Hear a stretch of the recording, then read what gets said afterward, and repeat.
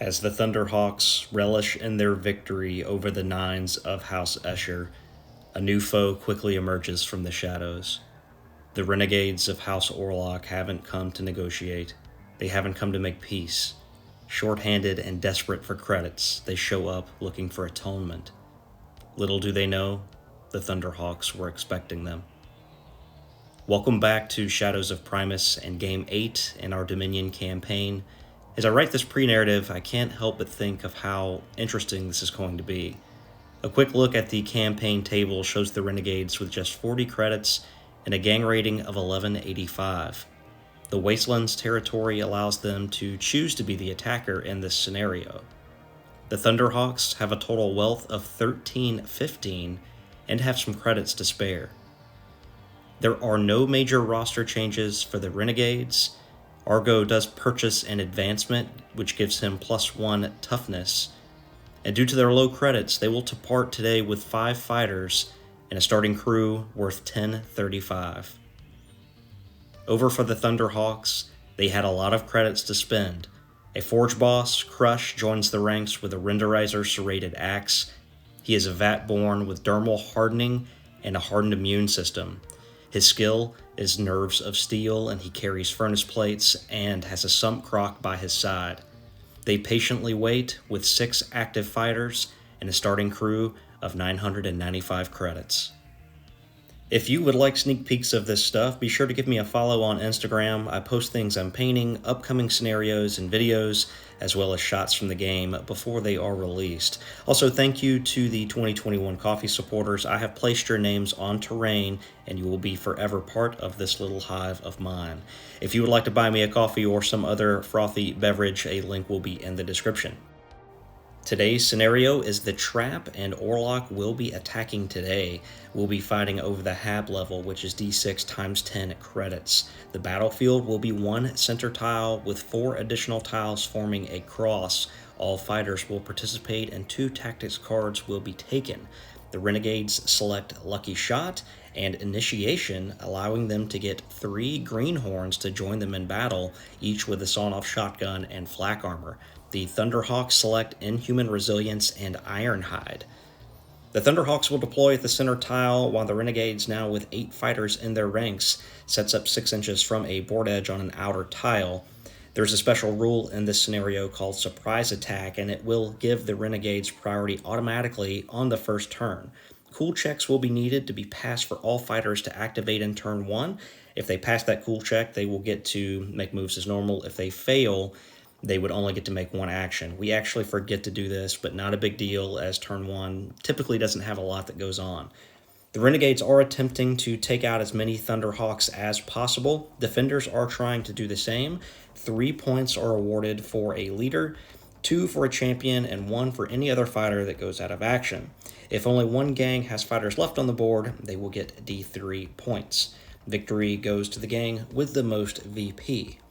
We are set up and ready for action. Another game of Necromunda is about to get underway, and the Renegades and the Thunderhawks are up next.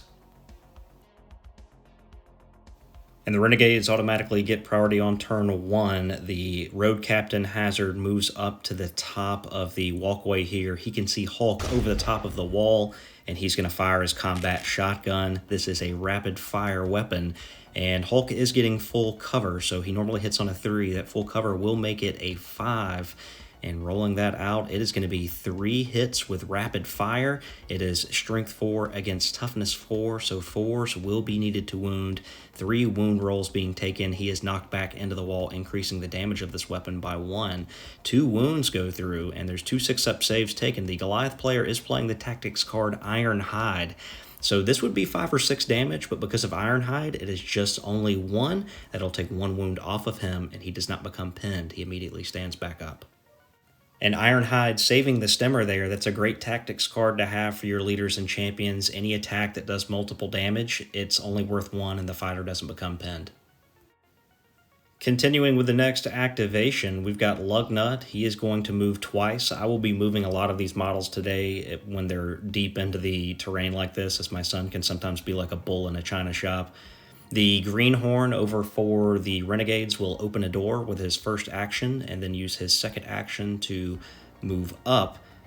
And then we go back over to the Thunderhawks. We've got Big Red, who is the Forge Tyrant. He is going to move twice, getting behind cover and immediately applying pressure to the renegades. Back over to House Orlock, we have Sideswipe, who uses his first action to move. His second will be to fire his auto gun at Big Red. We are giving partial cover here, so he normally hits on a 4. That partial cover takes it to a 5, and this weapon is rapid fire. He sinks 2 shots into Big Red, who will go down pinned. Strength 3 against Toughness 4 requires 5s to wound. 1 wound will go through and Furnace Plates in the front, so 5 up save. Save is failed, so he will take a wound and go down pinned. Now moving back over for House Goliath, we've got Lugnut, and he is going to use both of his actions to move, staying behind cover with his stub cannon. And now back to the Renegades, we've got Knuckles with his plasma gun. He is going to use both of his actions to move, getting to the high ground. And then over to the Thunderhawks, Piston with his shotgun. He is going to use both of his actions to move as well, staying behind cover. Next activation goes to the Renegades. We've got one of the Greenhorns with his sawed-off shotgun. He is going to move with his first action, and his second will be to target Big Red, who's on the ground here, and he is not behind cover from this vantage point. So we're going to roll this out. He does require a 5 to hit with his ballistic skill. That shot is going to miss. And then back over to the Thunderhawks, we've got Hulk, the Stemmer. He uses both actions to move behind full cover. This will get a reaction from Roadkill with his plasma gun as he uses his first action to move. His second will be to target the Stemmer Hulk, who is in full cover, but is within 12 inches. So the short range modifier +2, -2, it is still going to require just a 3 in order to connect, and this weapon is rapid fire. Roadkill takes the shot and sinks 3 hits into Hulk. This weapon is strength 5 against the Stemmer's toughness of 4, so 3s will be needed. And 2 wounds go through, and then we do take armor saves here. Both are going to be failed. Furnace Plates requiring a 6 in the front at AP -1, and we're going to have some injury dice rolled out here. There are 2 damage each on this weapon. He will be reduced to 0 wounds, and he will go out of action, and we will roll on the lasting injuries table, and it looks like a 6. That's not going to be good. He is critically injured. As a side note, we do kind of house rule that we only roll 1 injury dice on the lasting injury table. You would technically roll multiple if you followed the rules perfectly. Next up for the Thunderhawks, they will play Inhuman Resilience. So Big Red will get back to his feet and discard any flesh wounds. He does not have any. Argo activates for the Renegades, and he is going to move up behind this door that leads to the center, and then Crush will activate for the Thunderhawks. He gets a group activation with his Sump Croc. He will use both actions to move, and his Sump Croc will be following close behind him. Final move goes back to House Orlock. We've got one of the Greenhorns. He is going to make a move slightly forward, trying to get in range with his sawn-off shotgun, but always being mindful about being charged. And that will bring turn 1 to a close. And we actually had a lot of action on turn 1, and we will have to take a bottle test for Goliath, as they did have the Stemmer Hulk, who went out of action. And sure enough, it is a 6, and that is an immediate bottle on the first turn. And I think this is a good lesson to learn when you bring a smaller starting crew. If you have one of those guys that gets injured and goes out of action, you do run the risk of bottling early, and that's exactly what we've seen today. Goliath leaving some credits in the bank, hoping to stack some up to get something big, potentially in the down week, and it did not play out in their favor as they have bottled here on the first turn, and cool checks will be required as we start turn 2.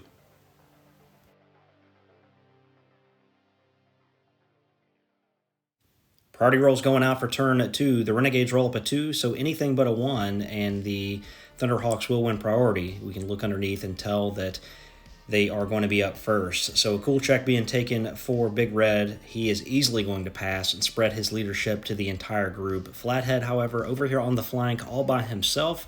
He will test as well, and he needs a 7, and he gets a 6, so he is going to make a run for it. Big Red announces a group activation, sticks himself with stem slugs, and charges into Roadkill.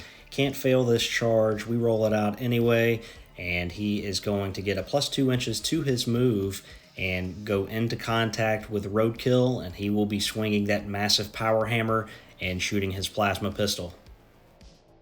As Roadkill braces for impact, Big Red gets 3 base attacks, +1 for the charge, +1 for 2 weapons, 4 going to the power hammer, and he needs 3s in order to hit. The ones in yellow are the plasma pistol.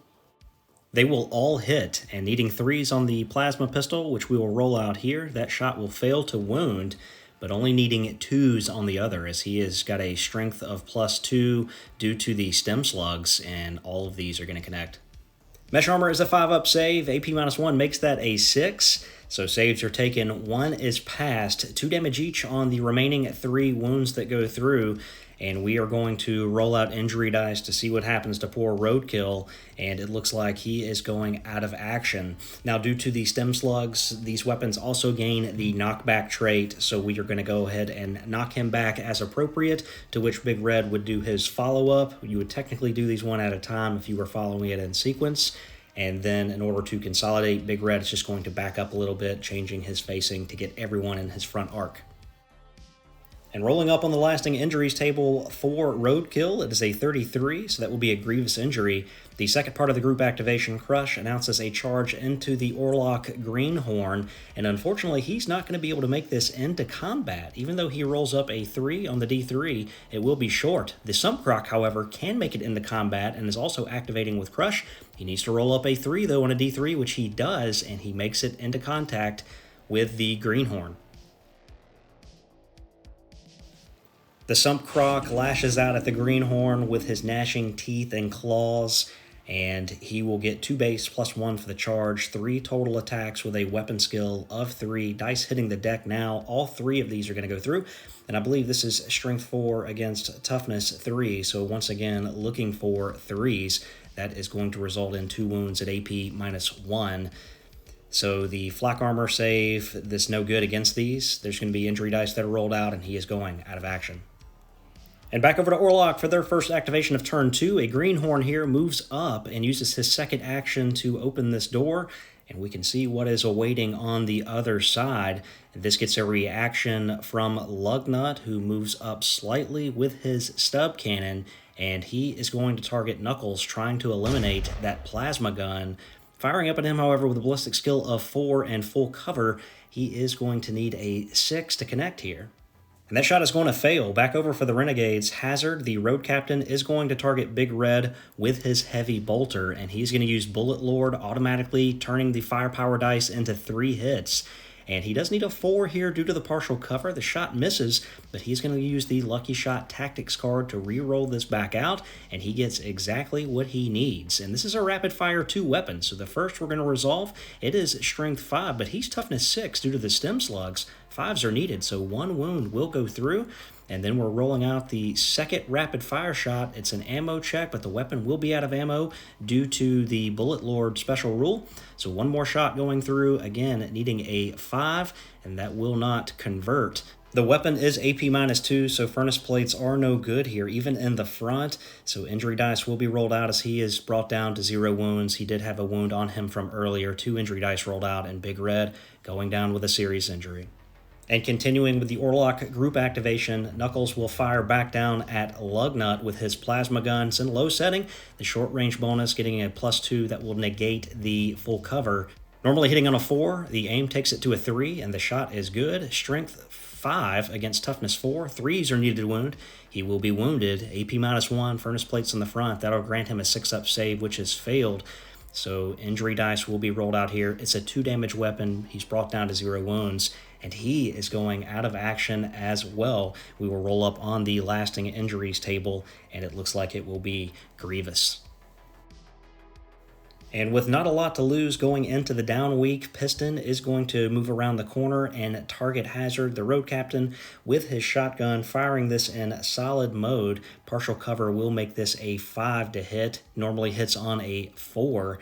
And this is a Strength 4, 2 damage weapon. Rolling out, he is going to get a hit. And then Strength 4, Toughness 3. 3's needed to wound. It will be a wound. There is no AP on the weapon. Mesh Armor giving a 5-up save, and that save is going to be good. Hazard does go down pinned within half an inch of an edge, and this would really put him into a bad position if he fell. So we are going to roll for initiative. He needs a 4 up, and that initiative roll is good. He is going to stay put. Continuing turns for the Renegades. Sideswipe will declare a charge into Big Red, who is down seriously injured, and will take him out of this game, and we will roll a d66. It is going to be a grievous injury for Big Red, just barely. Argo then activates for the Renegades as they have the remaining activations left. He announces a charge into Crush. He is going to make it into contact, rolling up a 3 on the D3, but he will be interrupted by the Sump Croc as it moves over to defend his owner. And the Sump Croc will get one attack here, hitting on a 3, and that shot is going to be good. Strength 4 against Toughness 4, as he did purchase that advancement. The wound roll is no good. So now Argo is going to swing with his hammer. 2 base attacks plus 1 for the charge, needing 3s, results in 3 hits from the arc hammer, and that is strength times 2, so needing 3s in order to wound, thankfully to his toughness 4. 2 wounds go through, and because it does have him in the back, it negates his furnace plates at AP minus 1. These things are 3 damage each. We roll out a ton of injury dice. He goes down with a serious injury. Now Argo gives him the coup de grace, and we roll on the lasting injury table, and it looks like it will be grievous for him as well. Technically, I don't think that should have happened because the Sump Croc was still engaged with him. Now, the Sump Croc does run off after his master is taken out, but at that time, he was still engaged, so I think Crush should have still been left on the board. But that does not change the outcome in this game, as the injury roll sent him into recovery, and he will be able to recover during the down week.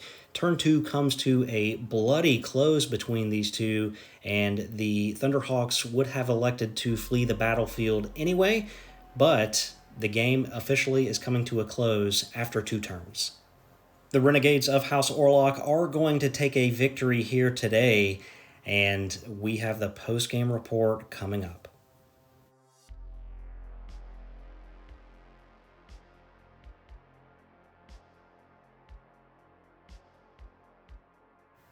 And welcome to the postgame, where the Renegades will take a victory today over the Thunderhawks, improving their record to 2-1.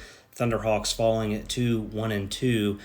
Good news is we are heading into a down week in which their fighters that went out of action, luckily for them, they were grievous. We do have to roll up for Hulk, who does have a critical injury, and they will be able to recover.